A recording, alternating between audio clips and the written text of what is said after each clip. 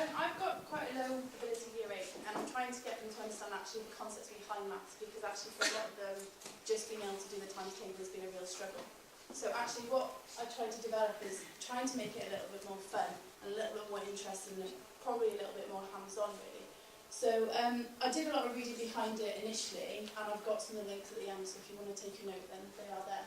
But I started with Lego fractions, because fractions is one of those kind of concepts for low abilities where they really cannot grasp it. And I've noticed that over the last couple of years with different groups. So I set success criteria in terms of what I was expecting them to be able to achieve by the end of the 100-minute lesson. And I kind of differentiated it to make sure that actually every student in the class could access that. So that was what I did here. And what we did was we built on how actually different amounts of Lego can probably form different fractions of amount. So if you look over here, try not to go over, but on the whole, we classed this as a whole, and actually there's 8 dots. So then we talked about, okay, so how could we halve that?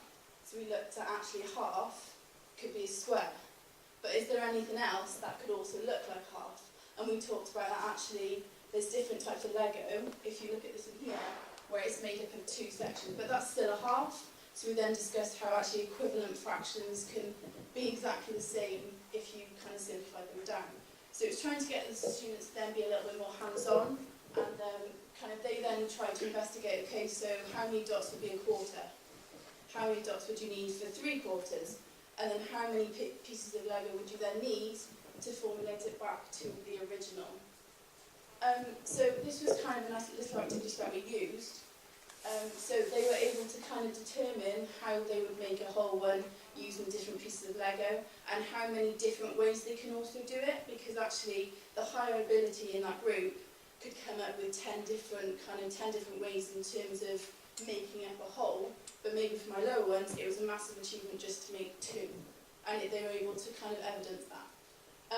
Also I tried to do it so I took bricks away, so they'd given a certain number of bricks, they created, so okay, that was the whole one, and if I took those bricks away, how many are left out, how many are left over?